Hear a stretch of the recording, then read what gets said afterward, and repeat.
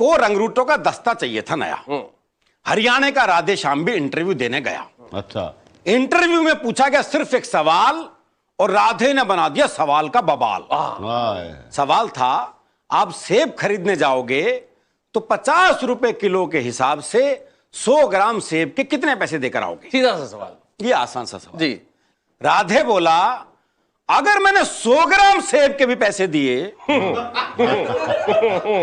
हैं तो पुलिस में भर्ती हो रहा हूं क्या एसटीसी कराने के लिए? वो एक बहू जो है अपने मायके गई तो मां ने पूछा, बोले बेटी दामादो खाने में क्या पसंद है? बोले जी बथुआ बहुत पसंद है। बथुआ बहुत बढ़िया। अब जब दामाद बहू को लेने आया तो बथुए का साग, बथुए की भुजी, बथुए का रायता, बथुए की रोटी, बथुए का पराठा और तो और सलाद में ही बथुआ। अगला 2 मिनट तो थाली देखता रहा, फिर बोला सासू इससे अच्छा मैंने बथुए खेत में छोड़ी आती।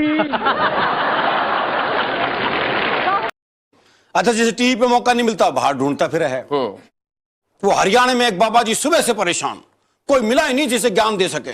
सुबह से शाम हो गई तो शाम को देखा एक छोरा हाथ में दिया जलाए आ रहा है। हाँ। बाबा ने सोचा मिल गया मौका। बोले बेटे तुम्हें पता है ज्योति कहां से आती है? बाबा ने सोचा ये जवाब देगा और मैं प्रवचन। लेकिन छोरा हरियाणा का था जी, उसने मारी दिए का फूंक। बोले बाबा ये बताए ज्योति गई कहां? तो हम प्रवचन सुन ही नहीं सकते। वो कोशिश ही करता रह गया जी। वो नशाबंदी के दिनों में हरियाणा में एक आदमी ने अपनी आंख दान कर दी तो दूसरा बोला भी बड़ा बढ़िया काम किया तू तो कर्ण का भतीजा हो गया।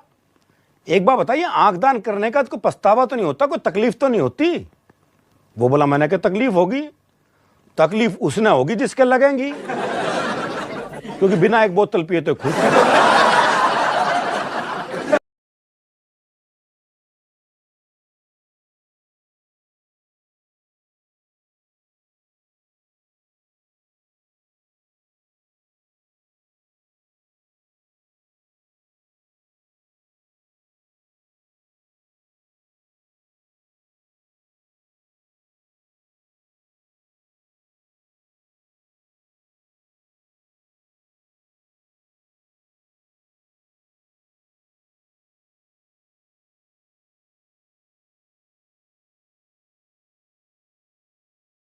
एक बुढ़िया का बेटा विदेश चला गया, विधवा बुढ़िया का बेटा, नौकरी करने के लिए। उन दिनों टेलीफोन थे नहीं। 1-2 साल तो बुढ़िया ने बेचारी ने काम चलाया। जब सब पैसा खत्म हो गया तो भीख मांगने लगी।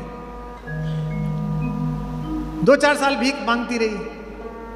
किसी ने कहा बुढ़िया से, अम्मा तेरा लड़का इतना नालायक निकला, गया नौकरी करने के लिए तो तेरी तरफ देखा भी नहीं। नहीं भैया ऐसा नहीं है, चिट्ठी भेजता है। बोले पैसे नहीं भेजता? बोले ना चिट्ठी भेजा, कुछ रंगीन से कागज भेज दे, मैं तो उन्हें सजा के रख लूंगी, बच्चे ने रखी है। बोले क्या कागज है? अंदर गए, जाके देखा तो ड्राफ्ट लटके हुए थे 10-10 हजार रुपए के। भीख मांग रही थी, लेकिन ड्राफ्ट होता है ये पता ही नहीं था कि इसी से धन निकलता है। इस देश के सनातनियों, तुम्हारे घर में करोड़ों के ड्राफ्ट रखे हुए हैं धर्म ग्रंथों के रूप में, और तुम भीख मांग रहे हो। कि न पाने की खुशी है कुछ,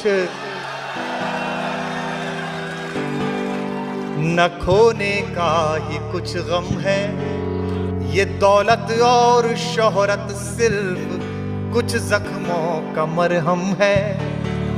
ये दौलत और शोहरत सिर्फ कुछ जख्मों का मरहम है। अजब सी कश्मकश है रोज जीने रोज मरने में। आप सब लोग महसूस करते होंगे, इसे बताइएगा। अजब सी कश्मकश है रोज जीने रोज मरने में। मुकम्मल जिंदगी तो है मगर पूरी से कुछ कम है।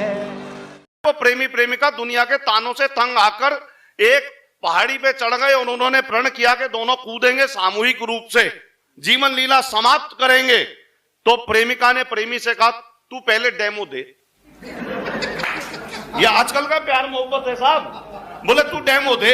अच्छा, वो बेचारा इश्क में अंधा था, इश्क में अंधा था, उसने कुछ सोचा नहीं समझा नहीं, सीधा नीचे कूद गया।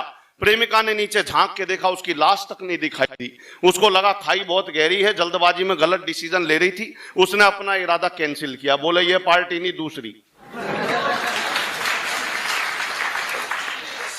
अब वो अपना मन बदलकर वापस आने लगी घर की ओर, लेकिन थोड़ा बहुत उसके साथ रही थी तो हल्का सा भाव था उसके प्रति, मन ही मन बड़बड़ाती रही, love is blind, love is blind, love is blind, love is blind. देखती क्या ऊपर से पैराशूट से प्रेमी उतर रहा है, love never dies, love never dies.